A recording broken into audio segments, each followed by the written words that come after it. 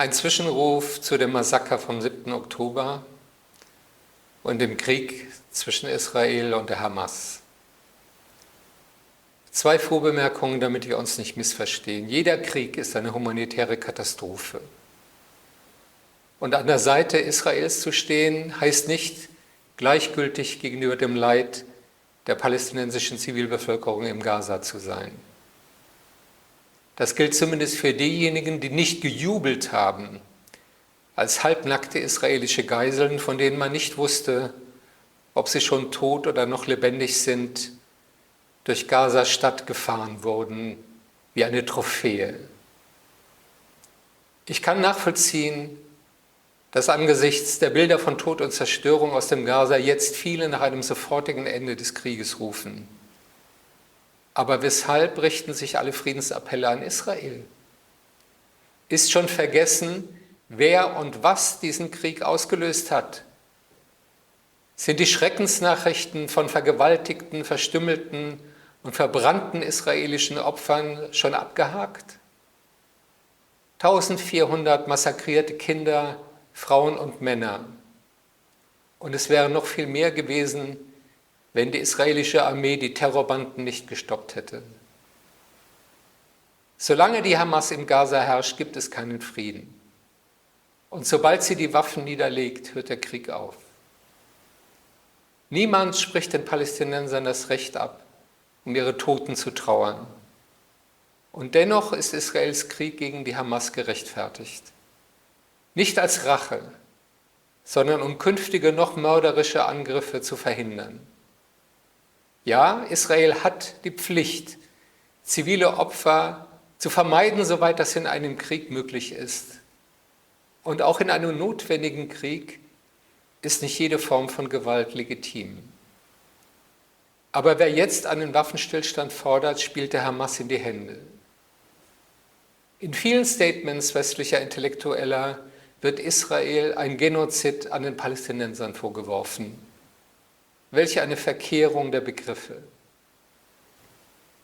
Die nackte Mordlust gegen israelische Zivilisten, Vergewaltigung und Folter werden als Befreiungskampf verklärt und Israels Versuch, ein mörderisches Regime im Gaza zu stürzen, als Völkermord verdammt. Wenn dieser Begriff gerechtfertigt ist, dann für die maximal grausame Ermordung einer maximalen Zahl von Zivilisten durch die Hamas-Todesschwadronen vom 7. Oktober. Der Hamas geht es um Vernichtung Israels im brutalsten Sinn des Wortes. Worum es ihr nicht geht, ist das Leben und Wohlergehen der Palästinenser. Weshalb öffnet die Hamas die Tunnel unter dem Gaza nicht als Schutzraum für die Zivilbevölkerung? Die Frage stellen heißt sie zu beantworten. Die Hamas ist nicht am Schutz der Lebenden interessiert, sondern an Opfern, die sie politisch instrumentalisieren kann. Der 7. Oktober markiert eine Zäsur in vieler Hinsicht, auch für die westliche Linke und das sogenannte progressive Spektrum. Viel zu lange schon war es schick, die Hamas zu verharmlosen und Israel als rassistisches Siedlerregime zu dämonisieren, sein Existenzrecht als jüdischer Staat zu bestreiten. Viel zu lange war BDS eine selbstverständliche Forderung in akademischen Milieus und in der Kulturszene. Viel zu lange haben wir weggesehen, wie sich auf Schulhöfen und Straßen Hass auf Juden und antisemitische Gewalt ausbreiteten.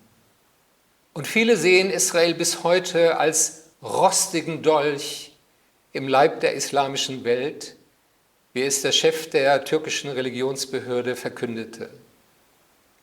Der Iran propagiert ganz offen die Vernichtung Israels und rüstet seine Ableger im Gaza, im Libanon und Jemen auf, um Israel mit einem Raketenhagel zu überziehen.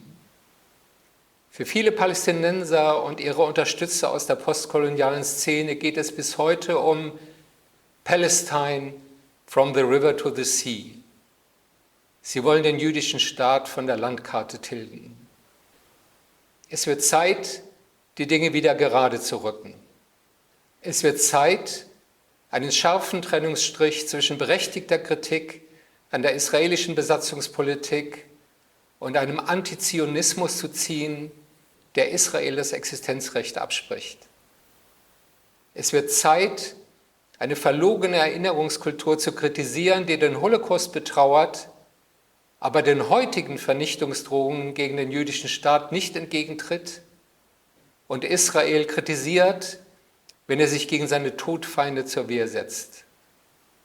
Und es ist höchste Zeit, sich gegen alle Formen von Antisemitismus in unserem Land zu wehren, egal ob von rechts, von links oder muslimischer Prägung.